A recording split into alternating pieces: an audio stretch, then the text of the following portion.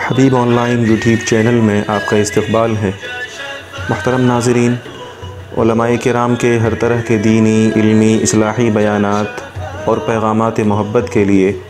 نیز بہترین حمد و نعت کے لیے ہمارے چینل کو سبسکرائب کریں اور بیل آئیکن کو دبانا نہ بھولیں تاکہ ہمارا ہر اپڈیٹ آپ کو پہلے مل سکے۔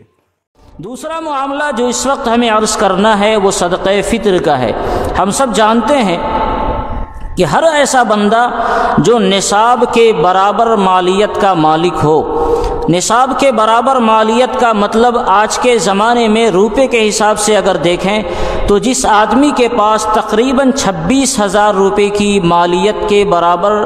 ایسی چیزیں موجود ہیں جو اس کی ضرورت سے زائد ہے۔ مثال کے طور پر ایک آدمی کے پاس 2 گاڑیاں ہیں، ایک گاڑی استعمال میں ہے اور ایک گاڑی ضرورت سے زائد ہے۔ اس کے پاس 10-20 جوڑے کپڑے ہیں، کچھ کپڑے وہ ہیں جو استعمال میں ہیں اور کچھ کپڑے وہ ہیں جو ضرورت سے زائد ہیں، اس کا استعمال نہیں ہوتا، یوں ہی فیشن کے طور پر رکھا ہوا ہے۔ تو اگر انسان کے پاس اتنی مالیت ہے جو ضرورت سے زائد ہے، جو مالیت تقریباً 26,000 روپے کے آس پاس پہنچتی ہے، تو ایسا آدمی شریعت کی نگاہ میں صاحب نصاب ہوتا ہے اور اس آدمی کے اوپر صدقہ فطر کا ادا کرنا ضروری ہے، اس کے اپنی جان کی طرف سے بھی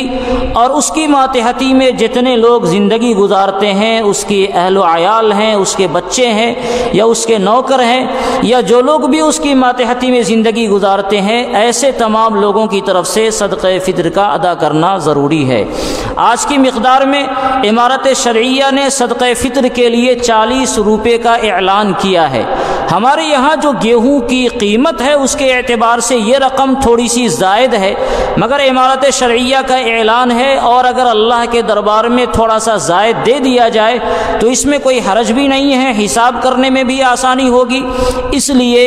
ہم سب کی ذمہ داری ہے کہ جو حضرات صاحب نصاب ہیں، ایسے لوگ اپنی طرف سے اور گھر کے دیگر تمام افراد کی طرف سے فی کس 40 روپے صدقہ فطر کے طور پر ادا کر دیں اور اپنے ان مستحقین کا خیال کریں جو مستحقین ہمارے اڑوس پڑوس میں رہتے ہیں اور جن کی عیدیں صحیح طریقے سے گزرنے میں دشواری ہو رہی ہے، جن کا دن صحیح طریقے سے نہیں گزرتا ہے۔ محترم ناظرین، علماء کرام کے ہر طرح کے دینی، علمی، اصلاحی بیانات اور پیغامات محبت کے لیے نیز بہترین حمد و نعت کے لیے ہمارے چینل کو سبسکرائب کریں اور بیل آئیکن کو دبانا نہ بھولیں تاکہ ہمارا ہر اپڈیٹ آپ کو پہلے مل سکے۔